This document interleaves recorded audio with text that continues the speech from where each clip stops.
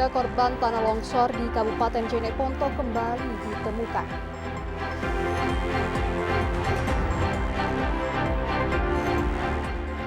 Basarnas terus mencari korban banjir.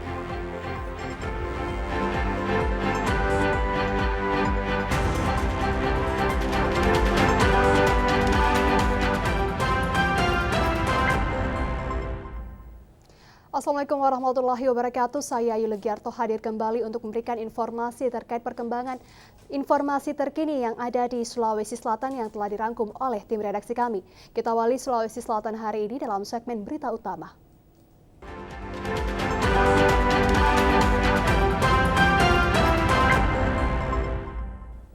Informasi pertama dari Kabupaten Jeneponto, tim gabungan Basarnas dan BPBD berhasil menemukan 3 dari 4 korban tanah longsor Kabupaten Jeneponto. 2 korban ditemukan dalam keadaan tidak bernyawa.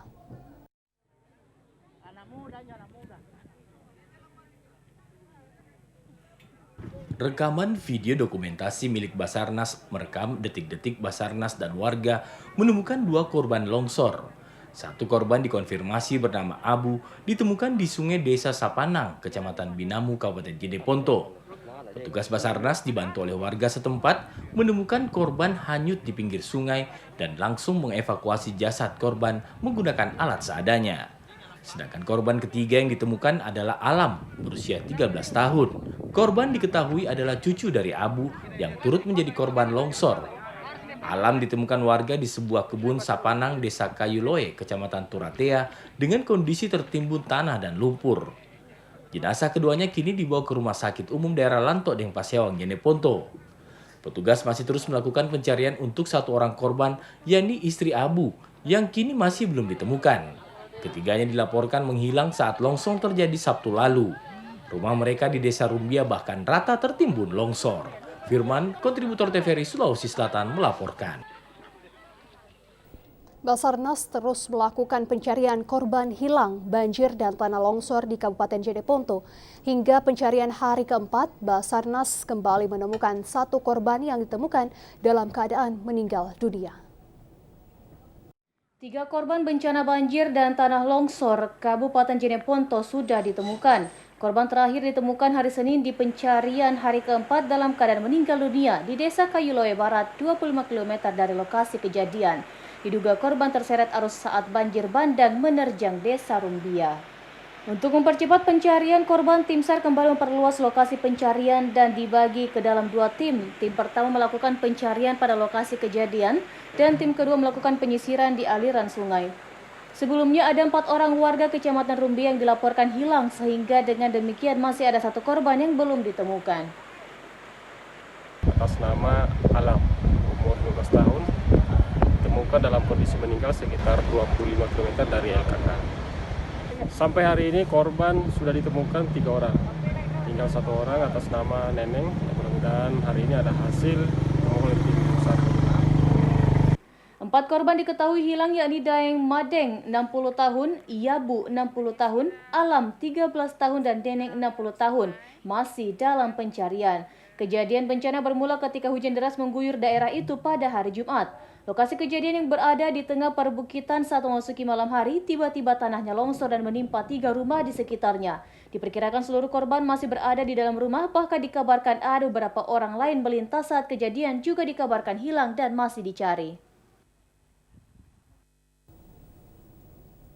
Informasi selanjutnya akan kami hadirkan dalam segmen Sulsel Membangun usai jeda berikut ini. Tetaplah bersama kami di Sulawesi Selatan hari ini. Mencuci tangan dicontohkan leluhur kita sejak dahulu. Mari kita terapkan agar diri dan orang-orang yang kita cintai terhindar dari COVID-19. Taati protokol kesehatan. Basuh kedua tangan dengan air mengalir, gosok kedua telapak tangan, gosok punggung tangan kanan dan kiri, gosok kedua selajari, saling kaitkan kedua tangan, lakukan gerakan memutar pada masing-masing jempol, gosok masing-masing ujung jari, bilas setelah minimal 20 detik, segera keringkan. Dengan semangat kebersamaan, Kita bebaskan Makassar dari COVID-19.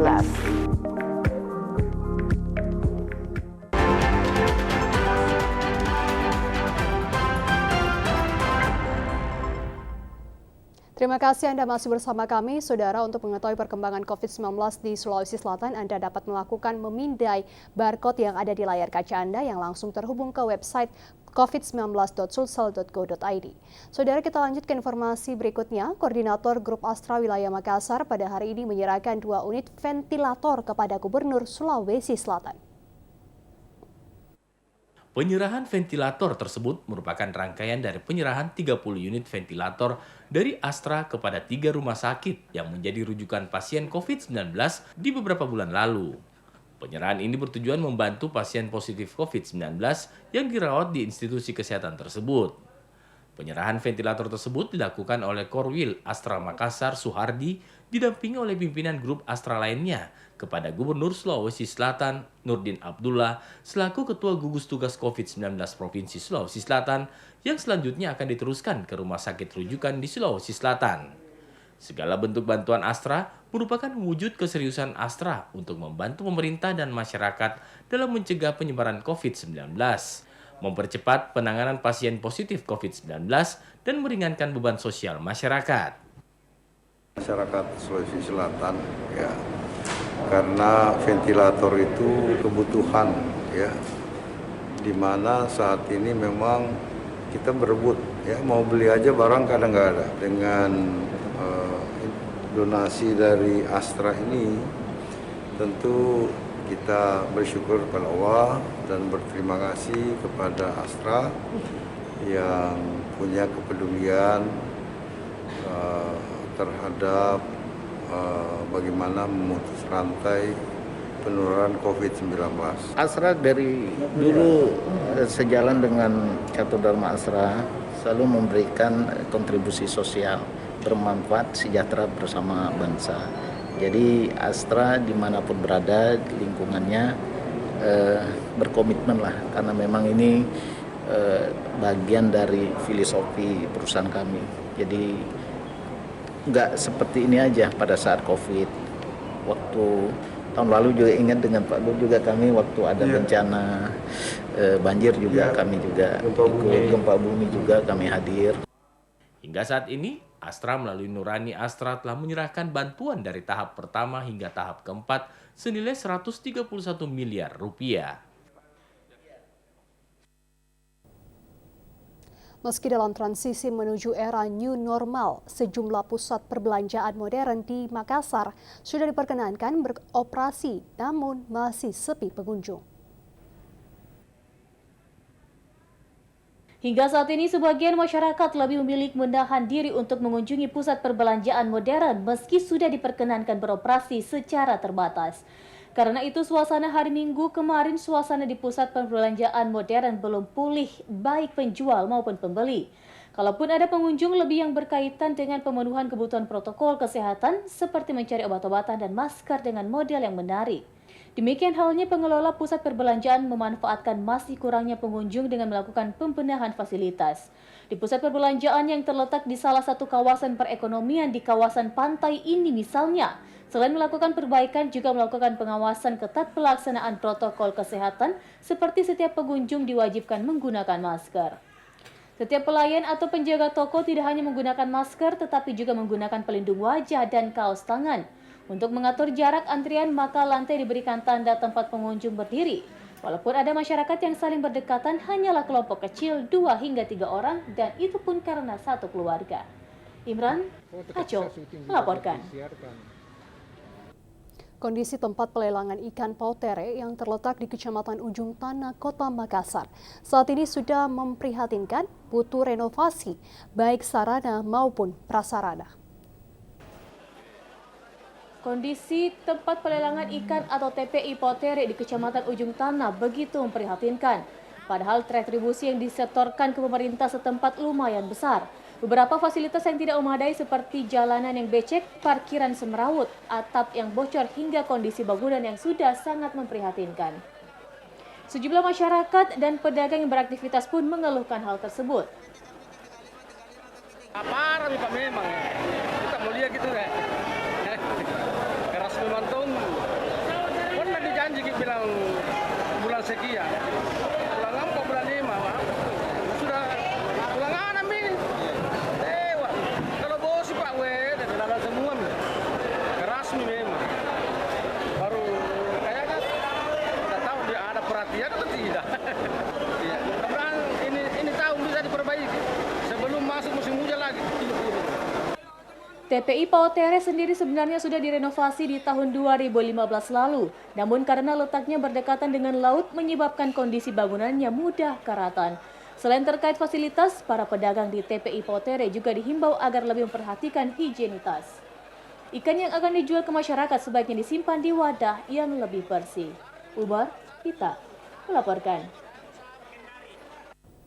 Informasi lainnya akan kami hadirkan dalam segmen Lintas Daerah usai jeda berikut ini.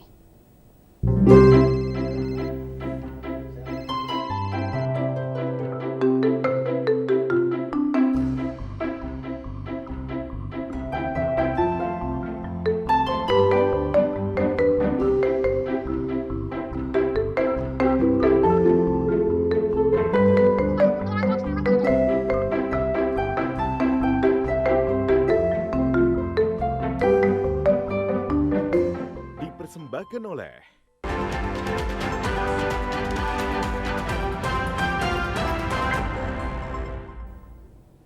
Kabupaten Tanah Toraja mulai bersiap menyambut new normal yang akan diterapkan per September mendatang, seperti pemulihan di tempat ibadah, infrastruktur, dan sektor ekonomi.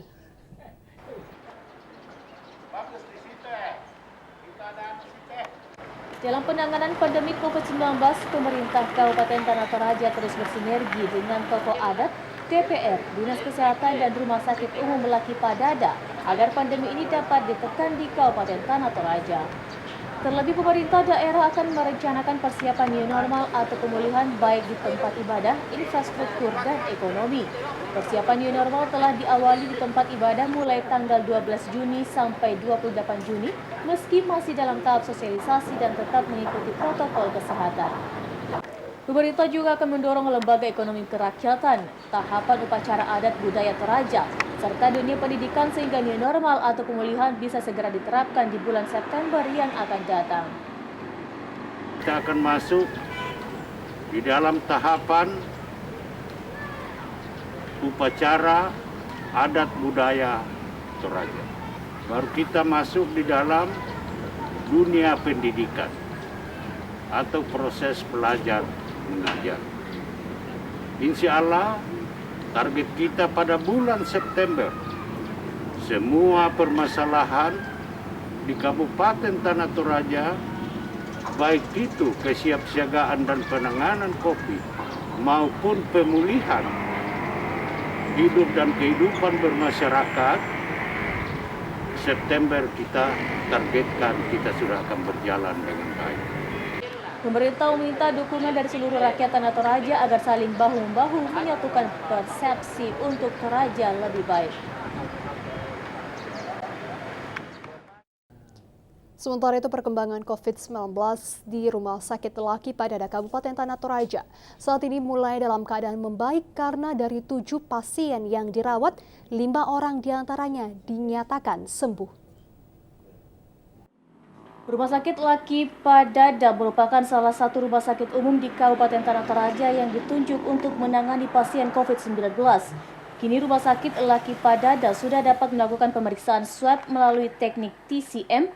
Alat ini dengan cepat mengetahui hasil dari tes tersebut hanya dalam jangka waktu 45 menit. Fasilitas ini membantu tim medis di Rumah Sakit Laki Padada untuk mengetahui diagnosis pasien yang positif atau negatif. Hingga saat ini pasien positif COVID-19 yang ada di Rumah Sakit Laki Padada Kabupaten Tanah Toraja sebanyak 7 orang. Pasien yang dinyatakan sembuh 5 orang, yang masih dalam perawatan 1 orang, dan yang rujuk ke Makassar 1 orang. Data ini menunjukkan jika perkembangan COVID-19 di Kabupaten Tanah Toraja mulai membaik. Saat ini juga di Rumah Sakit Laki Padada sudah terdapat atau dapat dilakukan pemeriksaan swab untuk COVID-19 melalui teknik TCM, dan hasil itu cukup cepat, 40 menit sudah ada hasil, Nah, fasilitas ini tentu membantu tim medis di Rumah Sakit Laki Padada untuk menegakkan diagnosis apakah pasien ini positif COVID-19 atau tidak. Bagi pasien ataupun keluarga pasien, jangan ragu untuk datang ke Rumah Sakit Laki Padada karena fasilitas perawatan untuk corona terpisah dengan rumah sakit atau ruangan perawatan yang lain. Diharapkan kepada masyarakat Tanah Toraja agar mempercayakan kepada tim medis untuk penanganan COVID-19 dengan usaha dan obat-obatan. Tidak menghindari rumah sakit bagi masyarakat yang mengalami gangguan kesehatan karena fasilitas perawatan bagi pasien COVID-19 dipisahkan dengan pasien yang lainnya yang tetap berjalan seperti biasa. Saudara, aparat kepolisian di wilayah perbatasan Toraja mengambil sikap tegas dalam memutus mata rantai COVID-19 dengan mewajibkan pengendara yang masuk wilayah Toraja untuk menjalani rapid test.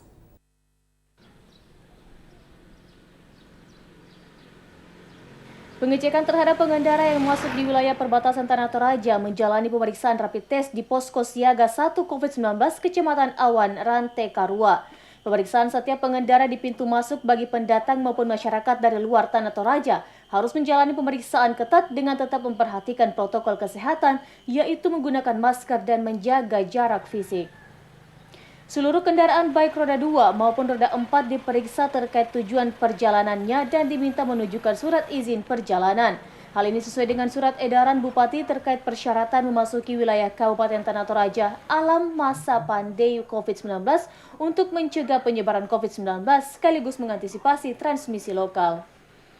Sementara itu, aktivitas lalu lintas di Kabupaten Tanah Toraja dan Toraja Utara masih terlihat lenggang, bahkan sejumlah pusat perbelanjaan masih sebagian yang tutup, mengingat pandemi COVID-19 masih berlangsung dan masyarakat dihimbau untuk tetap berada di dalam rumah selama pandemi COVID-19. Jaslin melaporkan. 15 organisasi kesehatan dan profesi di Kota Parepare menyatakan sikap atas hujatan negatif dari sejumlah oknum netizen yang menuduh garda terdepan COVID-19 ini meraup keuntungan di tengah pandemi COVID-19. Ikatan Dokter Indonesia atau IDI Cabang Parepare menepis segala hujatan negatif dan tuduhan dari sejumlah oknum warga dan para netizen yang menyatakan jika tenaga kesehatan meraup keuntungan di tengah pandemi saat ini. Atas tuduhan tersebut, 15 organisasi kesehatan dan profesi di Kota Parepare yang tergabung dalam IDI menyatakan sikap di aula rumah jabatan Wali Kota Parepare yang saat ini menjadi posko terpadu penanganan COVID-19 Parepare. Dalam pernyataan itu, IDI Parepare keberatan dengan adanya berita-berita hoaks yang menuduh tenaga kesehatan menjadikan lahan bisnis di tengah pandemi COVID-19. IDI juga menegaskan kepada pihak aparat hukum agar segera menindak oknum yang menyebarkan berita hoaks dan sebaran fitnah melalui media sosial. Sementara itu, Koordinator IDI Parepare, Dr. Ibrahim mengemukakan pihaknya akan melakukan jalur hukum bagi oknum yang menyebarkan berita hoaks dan ujaran kebencian di media sosial yang dapat mengganggu kinerja para tenaga kesehatan di masa pandemi. Ini akibat dari dampak hoaks yang tidak bisa terkendali, maka dari itu kami dari 15 organisasi profesi kesehatan Kota Parepare duduk bersama untuk memikirkan langkah apa yang kami harus tempuh untuk mematahkan hoaks-hoaks seperti ini, karena jika ini terus berlangsung maka kami yakin dampaknya akan sangat jelek dan memberikan malapetaka bagi kita semua. Meski hujatan dan tuduhan negatif yang ditunjukkan kepada mereka, namun tim medis COVID-19 yang menjadi garda terdepan dalam penanganan virus ini tetap bersemangat menjalankan tugas sesuai dengan protokol kesehatan. Sementara itu, jumlah pasien positif COVID-19 di Parepare yang terkonfirmasi bertambah menjadi 43 orang. Dari Parepare, Amiruddin, TVRI Sulsel, melaporkan. Saudara, banjir besar dan tanah longsor melanda sejumlah wilayah di Sulawesi Selatan sejak hujan berintensitas tinggi melanda wilayah Kabupaten Bantaeng Jumat lalu. Nah, apakah lingkungan hidup punya peran dalam kejadian tanah longsor dan banjir ini? Kita akan berbincang bersama dengan pemerhati lingkungan sumber daya air Dr. Insinyur Meli Lukman SSI dari Universitas Kristen Indonesia Paulus Makassar. Terima kasih Dr. Meli kedatangannya di Studio 1 TVRI Selatan. Ibu, dalam kejadian banjir dan tanah longsor yang terjadi di Kabupaten Bantaeng ini. Apakah Ibu melihat ada peran faktor lingkungan dalam kejadian banjir dan tanah longsor ini? Kalau kejadian banjir itu otomatis ada punya korelasi yang sangat tinggi dengan lingkungan. Kenapa? Karena banjir itu terjadi apabila lingkungan kita sudah tidak dalam keadaan seimbang. Itu penyebab pertamanya. Pasti itu hubungan erat dengan lingkungan. Oke, baik Ibu. Tahun 2019 kita di Provinsi Sulawesi Selatan juga pernah terjadi bencana yang begitu cukup besar akibat tanah longsor dan banjir, terutama di Kabupaten Goa.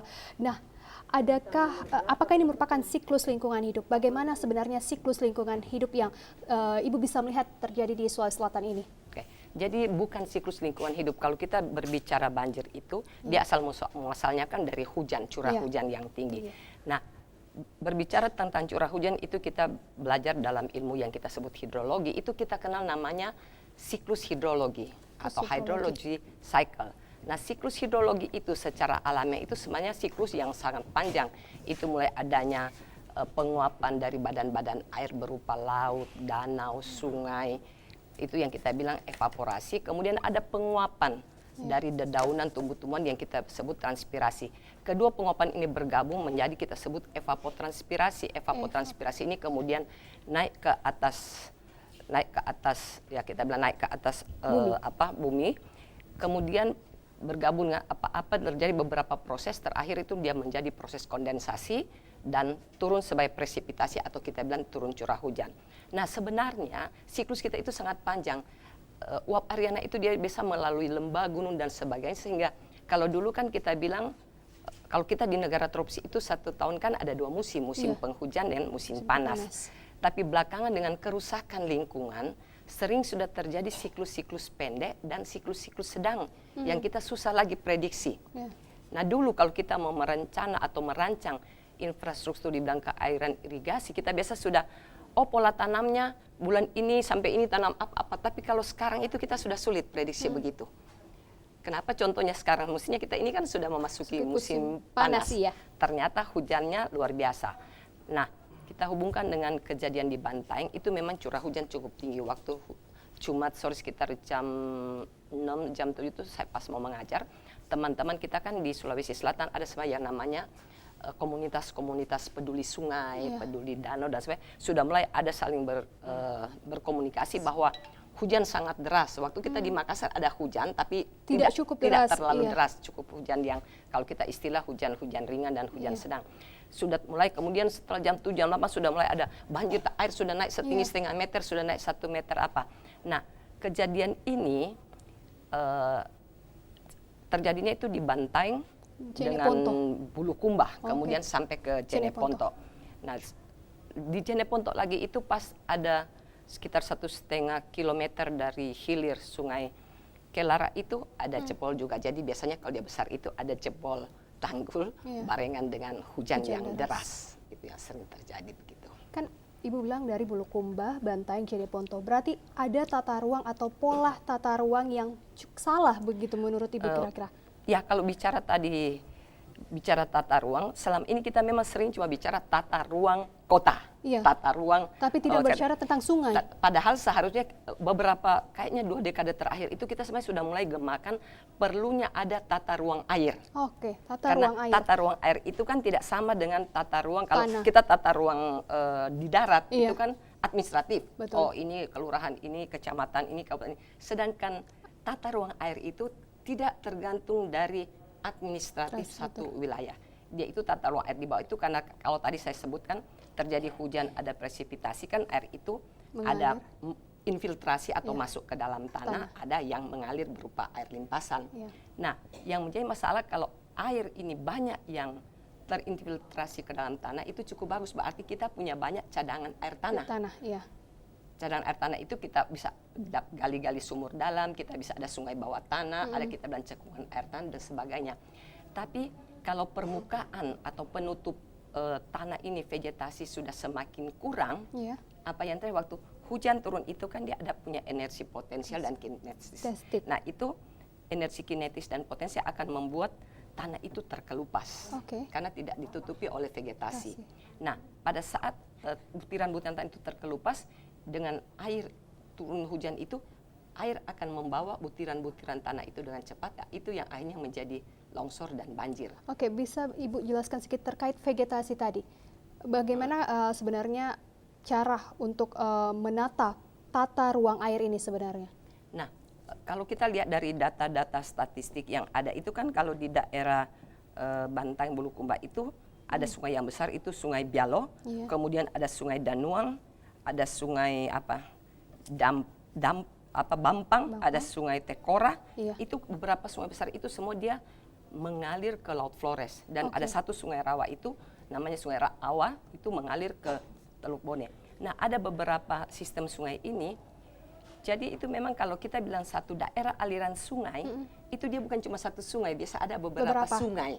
Nah, itu yang menjadi masalah. Dan kalau kita lihat sekilas dari data statistik, saya pernah dulu ngecek di era tahun 2005 sampai 2000 sebelumnya itu kira-kira ada 10 tahunan, itu memang ada alih fungsi lahan yang sangat luar biasa di beberapa kabupaten tersebut. Oke, berarti karena mungkin akibat alih fungsi tanah itu, akhirnya tata ruang air di 2 atau 3 kabupaten itu menjadi salah seperti itu ya Bu? Bukan salah, tapi air tidak mempunyai kesempatan untuk menyerap, berinfiltrasi ke dalam tanah. Oke, baik. Nah, dalam beberapa tahun, 2 tahun terakhir ini, 3 kabupaten itu memang sering sekali terjadi banjir maupun tanah longsor terkait terparah itu di tahun lalu 2019. Nah, dalam konteks pengurangan resiko bencana, bagaimana Ibu melihat 3 kabupaten ini? Nah, saya kira selama ini memang saya ingat itu kalau nggak salah di era 2005-6 itu ada ide dari instansi terkait, itu Sungai Bialo kan yang agak besar di sana ya, ada rencana mau dibikin bendungan, cuma saya tidak tahu sampai sekarang, saya tidak lagi terkoneksi ke sana. Tapi waktu itu memang ada ide harus perlu ada waduk atau bendungan. Kalau ada waduk itu kan berarti ada satu sistem tatanan yang untuk menampung air yang dalam jumlah yang sangat besar, kemudian kita bisa kontrol, mengatur baik untuk irigasi, untuk penyediaan air bersih dan sebagainya. Tapi cuma saya tidak lagi update sampai sekarang sampai di mana kejadian itu. Tapi kalau saya lihat memang rata-rata kan bukan cuma di Bulukumba, Bantaeng dengan Jeneponto. Di Makassar juga kan sering baru hujan saja sebentaran air sudah tergenang kemana-mana. Karena memang itu problemnya. Air tidak lagi diberi kesempatan untuk berinfiltrasi ke dalam tanah. Infiltrasi, jadi masuknya air atau istilahnya penyerapan air oleh tanah. Oke, baik. Nah, selain 3 kabupaten Bulukumba, Bantaeng dan juga Jeneponto, ada kabupaten lain juga di Sulawesi Selatan yang tentu sering sekali terjadi banjir besar dan juga tanah longsor. Nah, untuk mengantisipasi terjadinya banjir dan tanah longsor yang cukup memakan korban ini, apa kiat Ibu atau saran Ibu kepada stakeholder terkait dari seluruh kabupaten yang ada di Provinsi Sulawesi Selatan ini, Bu? Jadi sebenarnya kalau sungai-sungai besar itu kan biasa ada under control of Balai Besar Wilayah Sungai Pompengan Jenek Berang. Dan sebenarnya dari balai itu sudah punya banyak program-program dari dinas, sekarang namanya dinas PU itu, provinsi juga mereka sudah punya program. Nah, cuma kadang-kala kalau namanya alih fungsi lahan itu memang kadang-kadang sulit dikontrol oleh pemerintah. Sulit dikontrol karena apa? Kadang-kadang lahan, misalnya kita sudah ada peraturan sempadan sungai, kalau di kabupaten sekian meter, 50 meter, 100 meter dari tebing. Tapi tahu-tahu misalnya di Makassar saya dekat Sungai Jenek Berang yang di dekat jembatan Tanjung Bunga. Di dalam badan air sungai saja kadang meluap. Bukan meluap, orang sudah menanam apa di dalam, sudah ada jalan, sudah. Jadi kadang-kadang masih ada sejumlah masyarakat kita yang belum sadar pentingnya menjaga kelestarian lingkungan hidup, terutama di tata ruang air. Tapi ini ya Bu ya. Sekarang sudah agak lumayan di beberapa tahun terakhir ini hampir di setiap kabupaten teman-teman yang peduli terhadap lingkungan dan air ini sudah banyak kita punya komunitas-komunitas peduli sungai. Jadi kayak kemarin hari Jumat itu mulai jam 6 saya kebetulan mau siap mengajar jam 7, sudah mulai banyak teman, di sini kita air sudah setinggi ini, apa ada jebol di tanggul di bagian ini sekitar, itu sudah banyak. Jadi instansi-instansi terkait para stakeholder cepat juga bergerak. Dan hati-hati semua, apalagi kalau ada bencana banjir kemudian ada orang mau mengungsi, hati-hati dengan juga jaga jarak dengan ada pandemi. Jadi sekarang agak lumayan karena kita punya komunitas hampir di setiap daerah itu ada komunitas peduli sungai, peduli danau, dan biasa itu saling menginformasikan kalau ada sesuatu infrastruktur yang mengalami kerusakan kayak itu hari kan, oh air sudah naik ini, oh di desa ini sudah naik sekian tinggi, oh di ada tanggul yang jebol yang apa. Jadi instansi terkait itu cepat juga bergerak karena komunikasi sudah agak lebih bagus kalau sekarang. Ibu, apakah Sulawesi Selatan perlu tambahan bendungan? Saya kira itu memang, dan kayaknya sudah ada beberapa yang di dalam program BBWJS itu Balai Besar Wilayah Sungai Pompengan Jeneberang, bahwa mungkin dalam tahun-tahun ke depan ini akan ada beberapa bendungan besar yang akan dibangun. Kalau biasa kan cuma bangun bendung artinya cuma meninggikan tinggi muka air di sungai untuk dipakai untuk irigasi. Tapi kalau dengan adanya bendungan itu kan air yang jumlah besar dengan ratusan ribu kubik itu bisa ditampung, atau jutaan kubik itu ditampung dan kita bisa kontrol untuk apa. Dan kalau dalam keadaan penanganan banjir seperti Makassar kan kita punya yang namanya waduk tunggu atau regulation pond yang ada misalnya di Antang itu sudah berfungsi, ada juga yang di Nipa-Nipa. Jadi mau tidak mau kita harus ada waduk atau bendungan untuk mengontrol air itu. Oke, terakhir Dr. Melly, jika tidak ada perbaikan di tata ruang air ini oleh pemerintah khususnya Provinsi Sulawesi Selatan, akankah kembali ada banjir besar dan tanah longsor di beberapa kabupaten yang ada di Provinsi Sulawesi? Saya kira itu pasti akan terjadi. Karena problem yang sebenarnya itu kan di daerah, masyarakat itu alih fungsi lahan.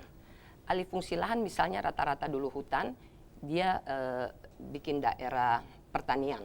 Nah sebenarnya kalau di daerah-daerah begitu pertanian mungkin jangan menanam padi. Mungkin yang lebih cocok mungkin menanam hortikultura. Nah cuma di daerah Sulawesi Selatan itu kalau masyarakat kita itu dia rasa dia bukan petani kalau dia tidak menanam padi. Kalau dia cuma menanam katakanlah tanaman-tanaman hortikultura, dia tidak merasa menjadi petani.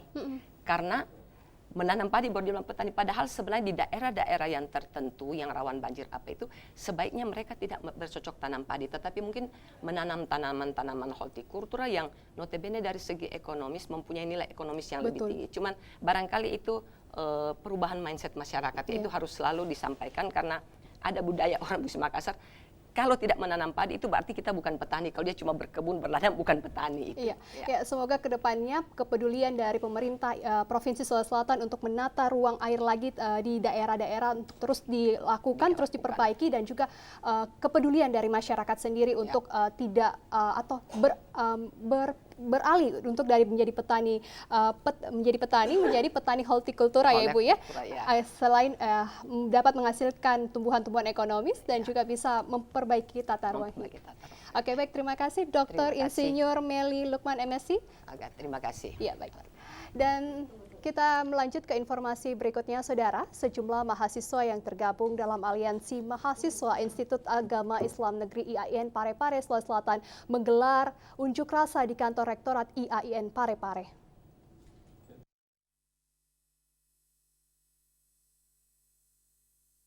Namakan dirinya Aliansi Mahasiswa IAIN Parepare melakukan unjuk rasa di kantor Rektorat Kampus IAIN Parepare.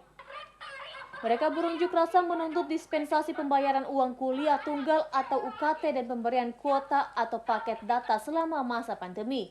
Mereka berorasi sambil membawa poster dan spanduk yang berisi tuntutan aksi tersebut. Selain berorasi, mereka juga membakar ban bekas di tengah gedung kantor Rektorat hingga menyebabkan gedung diselimuti asap hitam. Aksi unjuk rasa tersebut dipicu atas pencabutan dispensasi UKT 10% sesuai surat edaran PLT Dirjen Pendis B892-DJ-1-PP 009-04-2020 yang terbit pada tanggal 20 April 2020 lalu. Atas pencabutan ini, mahasiswa merasa dibebankan dengan pembayaran SPP yang dinilai tinggi di masa pandemi. Pada persoalan UKT, ada beberapa dalam melihat kondisi saat ini, kondisi ekonomi mahasiswa hari ini kan terkendala, sehingga Yang kami minta adalah Pak Rektor menurunkan penurunan level sehingga itu menjadi dispensasi bagi mahasiswa agar mereka bisa melanjutkan proses perkuliahannya. Sementara itu, Rektor IAIN Parepare Ahmad Sultra Rustan mengemukakan sebelumnya pihak kampus telah melakukan pertemuan membahas hal tersebut bersama dengan sejumlah perwakilan mahasiswa IAIN Parepare. Kenapa kami tidak mengeluarkan segera konsep itu? Karena salah satu konsep adalah tentang pembayaran UKT. Kami sudah mengambil kebijakan untuk memperpanjang masa itu sehingga mereka belum terdesak untuk segera melakukan pembayaran UKT itu. Ya, sehingga itu tadi kami menunggu yang namanya keputusan Menteri Agama supaya tidak berbenturan dengan kebijakan yang kita ambil. Kenapa? Karena kita ini adalah lembaga pemerintah. Selain menuntut dispensasi UKT, pengunjuk rasa juga menuntut adanya transparansi penggunaan anggaran kemahasiswaan yang menurutnya tidak transparansi penggunaannya. Faisal Basiran menegaskan aksi tersebut akan terus dilanjutkan dengan jumlah massa yang lebih banyak jika pihak kampus tidak merealisasikan tuntutan. Dari Parepare, Amiruddin, TVRI Sulsel, melaporkan. Untuk mencegah penularan COVID-19 di wilayah Kabupaten Selayar, Komisi 4 DPR RI melakukan gerakan Rapsel Peduli dengan melakukan rapid test gratis terhadap masyarakat Selayar di Pelabuhan Bira Bulukumba sebelum menyeberang ke Pelabuhan Pamatata, Kabupaten Selayar. Banyaknya keluhan diterima anggota DPR RI dari Partai Nasdem tentang mahalnya biaya yang dikeluarkan untuk melakukan surat keterangan bebas COVID-19. Akhirnya digelar rapid test gratis bagi masyarakat Selayar di Pelabuhan Bira, Kabupaten Bulukumba dengan menyasar warga yang akan menyeberang ke Selayar. Hal ini dilakukan terkait adanya kebijakan pemerintah bagi masyarakat yang ingin melakukan perjalanan ke Selayar. Pelaksanaan rapid test gratis ini rencananya dilakukan selama 8 hari mulai tanggal 13 sampai 20 Juni 2020. Kepala Seksi Surveillance Dinas Kesehatan Bulukumba, Herman Syah, mengatakan hasil rapid test ini sudah tercatat 42 sampel yang telah diperiksa. Kami di sini melakukan pemeriksaan rapid untuk semua yang sudah didaftar, yang sudah mendaftar di panitia Rapsel Peduli. Jadi kami sesuai dengan daftar yang diberikan oleh panitia. Ada satu tadi yang kami dapatkan rapid, itu sudah ditangani sama KKP Bulukumba. Dari 42 masyarakat yang ikut rapid test tersebut, 1 orang dinyatakan reaktif dan hal itu sudah ditangani pihak KKP Bulukumba dan dikembalikan ke Makassar sesuai dengan protokol kesehatan. Dari Kabupaten Bulukumba, Mustari Pardi, TVRI Sulsel, melaporkan. Saudara, informasi tadi terkait rapid test gratis masyarakat Selayar di Pelabuhan Bira oleh Komisi 6 DPR RI. Kita melangkah ke informasi berikutnya. Situasi Toraja Utara saat menjelang pilkada di tengah wabah COVID-19 terlihat sangat lengang, tidak seperti tahun sebelumnya. Yang terlihat hanya beberapa spanduk bakal calon yang terpajang di pinggir jalan. Berbeda dengan tahun-tahun sebelumnya, euforia pilkada tahun ini begitu sangat berbeda. Yang terlihat hanya beberapa spanduk yang terpajang di sekitar Jalan Toraja Utara. Para bakal calon pun tidak terlalu antusias untuk memperkenalkan diri pada masyarakat dengan terjun langsung ke lapangan, dikarenakan kondisi saat ini yang sedang dilanda musibah pandemi COVID-19. Para bakal calon kepala daerah lebih memilih memperkenalkan diri kepada masyarakat dengan cara memanfaatkan media sosial. Hal ini dilakukan sebagai bentuk kepatuhan terhadap protokoler kesehatan yang telah ditetapkan pemerintah untuk mencegah penyebaran luas COVID-19 dengan tetap di rumah saja. Dalam pilkada serentak pada tahun 2020 ini ada beberapa bakal calon yang memperkenalkan diri itu hanya melalui sosial media saja karena dipersoalkan untuk mengurangi adanya perkumpulan masyarakat khususnya di Toraja Utara. Mewakili pemuda, harapan kami kepada seluruh masyarakat khususnya di Toraja Utara ini supaya mematuhi himbauan pemerintah sehingga virus corona ini atau COVID-19 ini boleh cepat berlalu sehingga kita boleh melaksanakan kegiatan-kegiatan seperti biasanya. Situasi pemilihan kepala daerah saat ini sangat berdampak dengan adanya wabah COVID-19 yang melanda dunia khususnya Toraja Utara, sehingga warga berharap pandemi segera berlalu agar pilkada dapat berjalan seperti tahun sebelumnya. Muspika Lembang mengawal ketat penyaluran BLTD COVID-19 untuk memastikan bantuan ini tepat sasaran di wilayah Kecamatan Lembang, Kabupaten Pindrang.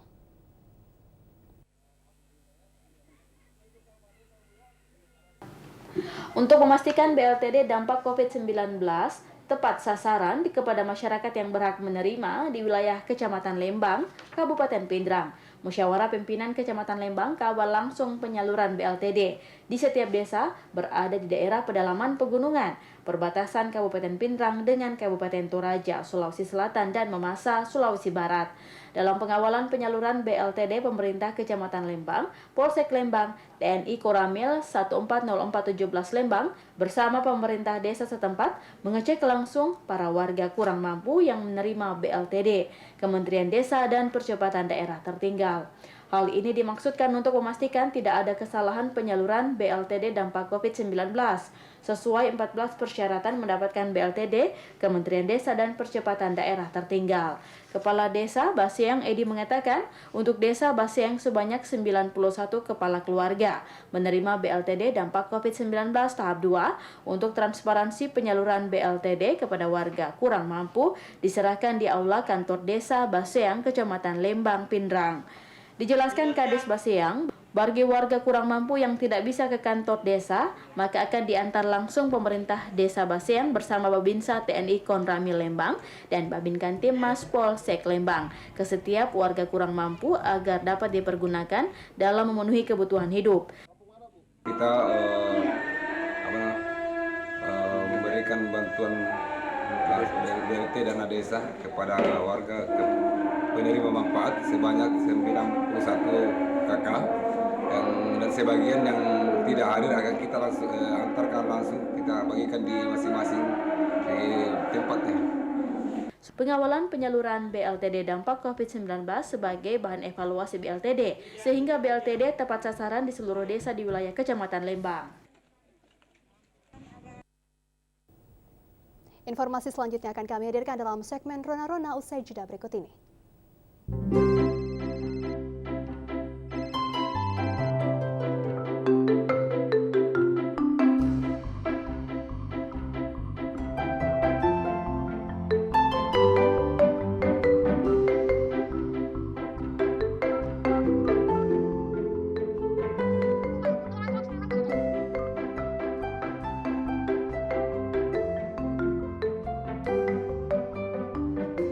Dipersembahkan oleh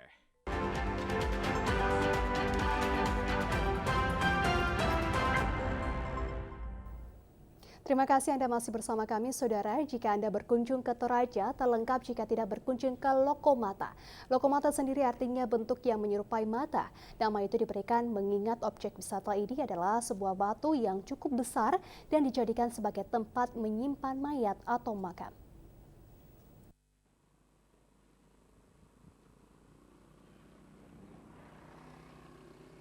Lokomata adalah sebuah kuburan atau tempat pemakaman yang terbuat dari batu yang sangat besar.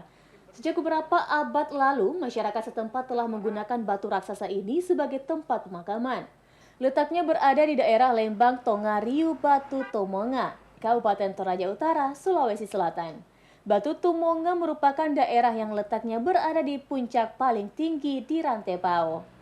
Nama Lokomata diberikan kemudian oleh karena batu alam yang dipahat ini menyerupai kepala manusia. Tetapi sebenarnya liang Lokomata sebelumnya bernama Dasi Dewata atau burung dewa. Oleh karena liang ini ditempati bertengger dan bersarang jenis-jenis burung yang indah-indah warna bulunya. Dengan suara yang mengasihkan, kadang menakutkan. Lokomata diperkirakan dibangun pada abad 14 tahun 1480, di mana liang ini telah dibuat oleh seseorang bangsawan dan pemuda Toraja pada masa itu yang bernama Kiding. Dan liang-liang pahat ini tetap digunakan sampai saat ini saat kita telah memasuki abad 20. Luas area wisata Lokomata lebih kurang 1 hektare dan semua lubang yang ada sekitar 60 buah. Pada sisi-sisi tebing, batu yang tinggi dibuat lubang dengan ukuran 1,5 meter persegi tergantung kebutuhan. Lokok mata, suatu lokasi yang diciptakan Tuhan Yang Maha Kuasa, mengambil posisi di lereng Gunung Sesean pada ketinggian kurang lebih 1.400 meter di atas permukaan laut.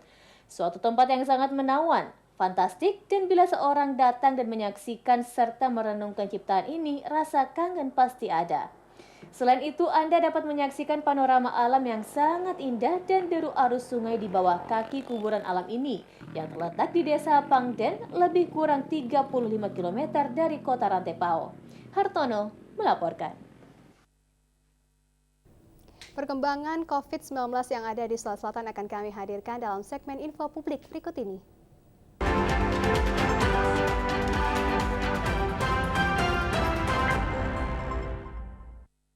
Saudara, sebelum kami mengakhiri Sulawesi Selatan hari ini, akan kami sampaikan data COVID-19 di Sulawesi Selatan dan Kota Makassar yang akan disampaikan oleh reporter kami Inceng Pratiwi. Silakan.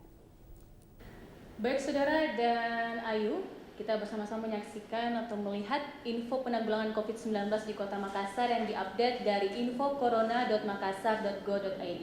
Namun sebelumnya kita lihat bersama terlebih dahulu info COVID yang ada di Indonesia saat ini.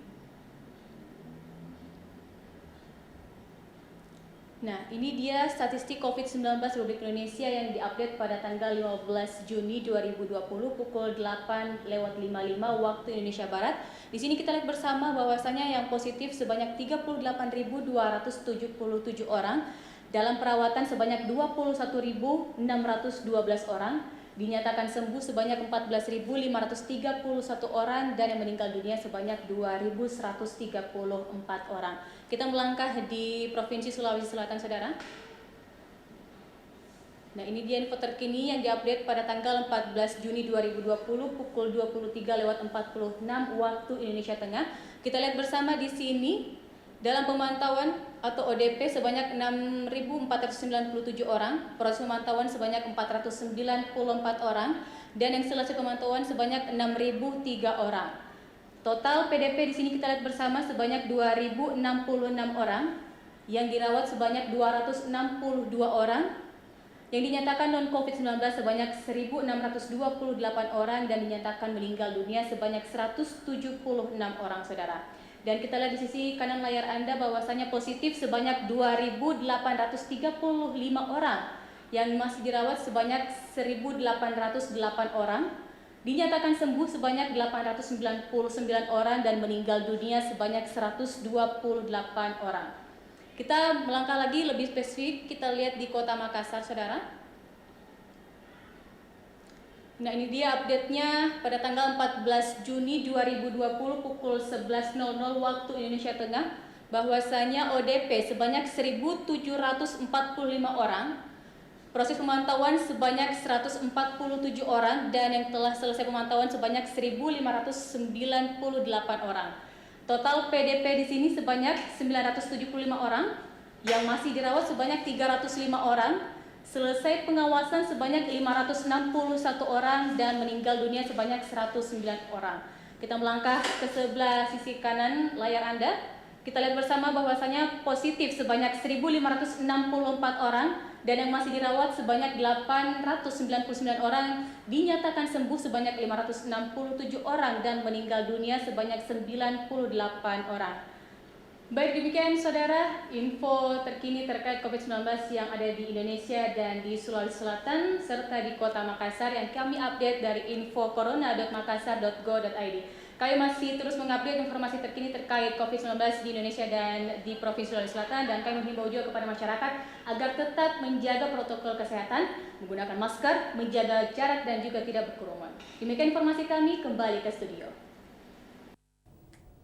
Ya, terima kasih Inceng. Kami mengapresiasi kepada para petugas medis dan juga tenaga kesehatan yang selalu berjuang untuk mengobati para pasien positif COVID-19 yang ada di Sulawesi Selatan, dan juga para relawan dan juga aparat yang berusaha untuk memutus mata rantai COVID-19 yang ada di Sulawesi Selatan. Dan informasi tadi sekaligus mengakhiri perjumpaan kita pada hari ini. Saya Yula Giarto mewakili kerabat kerja yang bertugas mengucapkan terima kasih atas kebersamaan Anda. Dan kami selalu menghimbau kepada masyarakat untuk selalu menerapkan protokol kesehatan, menggunakan masker, selalu mencuci tangan dengan sabun, dan juga menerapkan jaga jarak. Wassalamualaikum warahmatullahi wabarakatuh. Sampai jumpa.